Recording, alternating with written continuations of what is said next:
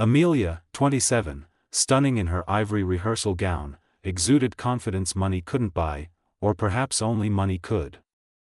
Her diamond earrings caught every flicker of light, and her lips curved in habitual disdain. She came from old money, a family whose wealth was measured in estates, not accounts, yet behind her poise was insecurity, buried deep under layers of silk and pride. Her entire life had been about maintaining perfection, never letting anything beneath her touch her world. Lena, 24, wore a faded cleaning uniform, her dark hair tied in a loose bun. A single strand brushed her cheek as she worked quietly, unnoticed by most. Her eyes held softness and exhaustion, the kind born from early mornings and late nights. She wasn't just a cleaner. She was saving for her younger brother's college tuition, every penny earned through honest work. Her dream was simple: to give him the life she never had. The groom, Ethan Hale. Lena, 24, wore a faded cleaning uniform, her dark hair tied in a loose bun.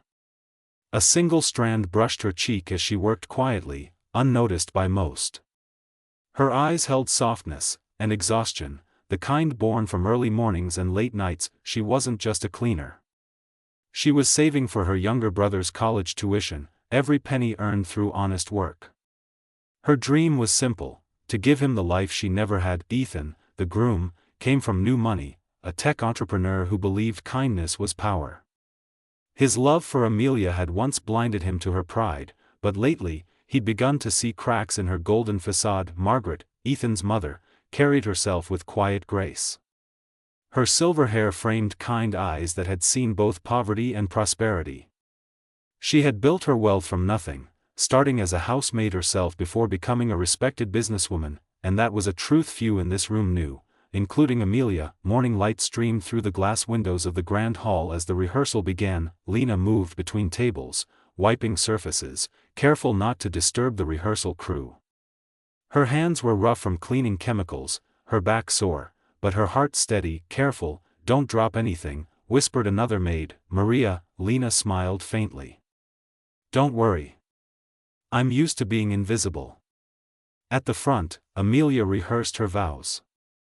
"Ethan, my love, I promise to cherish." "Wait, no, that sounds ordinary," she said, frowning. "Make it sound more elite." Her bridesmaids giggled. Then, a glass shattered. Lena froze. She had accidentally brushed a champagne flute while dusting. The sound echoed.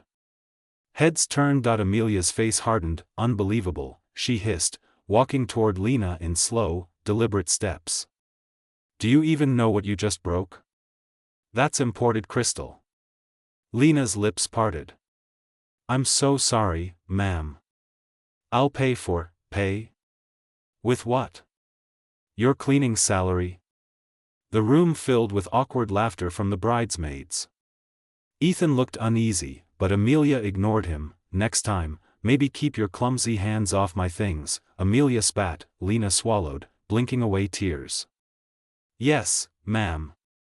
She bent down to pick up the glass shards, and one piece cut her palm. A bead of blood appeared. She didn't flinch. Ethan stepped forward. "Amelia, that's enough." But she turned to him sharply. "No, Ethan. This is my wedding, and I won't have incompetence ruin it." Margaret, watching quietly from a distance, said nothing, yet her gaze lingered on the blood on Lena's hand, and the look of quiet dignity on her face. Something stirred in her memory. Later that afternoon, Amelia walked down the aisle rehearsing her entrance. Her gown trailed behind her like a wave of white silk. Lena was polishing the marble floor nearby, careful to stay out of sight. "Someone clean up this spot," Amelia called impatiently, pointing near the altar. "It's dull." Lena approached, knelt, and began wiping. "Faster," Amelia said coldly. "I don't have all day." Lena's hand trembled. Sweat mixed with the faint scent of detergent. Amelia crossed her arms. "You know, people like you should be grateful you even get to walk into places like this." Lena paused, lifting her eyes. Just for a moment, her gaze met Amelia's. There was no anger in her eyes. Only quiet strength. "Yes, ma'am," she said softly. "I'm grateful. Every day." That answer unsettled Amelia more than defiance ever could. Margaret watched the exchange from across the hall, her fingers tightening around her pearl necklace. Her mind drifted back to years ago, scrubbing floors in someone else's mansion, being called girl instead of by name. Her son had no idea that the woman cleaning his wedding hall was a reflection of his own mother's past. The next day, the rehearsal dinner buzzed with laughter, champagne, and chandeliers. Amelia glowed in her white dress, every inch the perfect bride. Everyone, let's raise a toast to Amelia and Ethan, said one guest, but halfway through the dinner, Amelia's voice cut through the chatter. By the way, can we make sure the cleaners are gone before the real guests arrive tomorrow?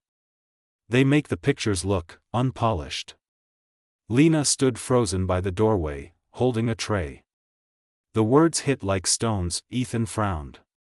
Amelia, that's... But before he could continue, Margaret rose from her seat. The room fell silent, her heels clicked against the marble as she walked toward Amelia. Her voice was calm.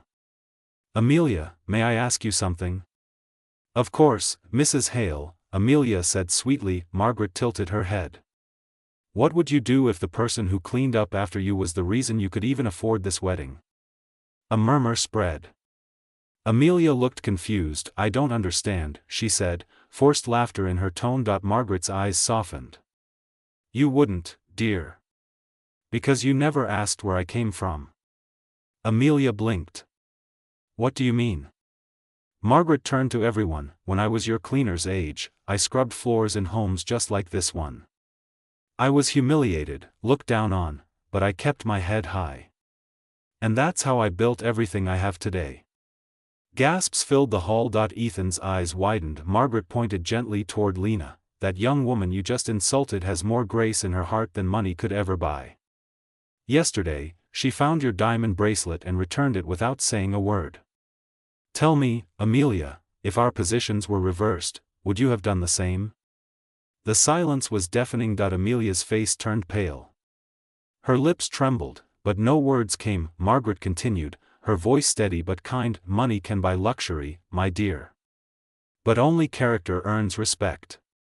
Then she turned to Lena and smiled. Thank you, child, for reminding us all what true class looks like. The next morning, sunlight poured through the stained glass windows. The hall looked different, not because of the decor, but because something had shifted. Amelia approached Lena quietly before the ceremony. Her eyes were red, her pride softer. Lena, she whispered, I'm sorry. For everything I said. Lena gave a small smile. It's okay, ma'am. I hope you have a beautiful wedding. Amelia hesitated, then pressed something into Lena's palm, a small envelope. Inside was a check and a handwritten note, for your brother's education. From one woman learning humility to another who already mastered it. Lena's eyes shimmered. Thank you, ma'am.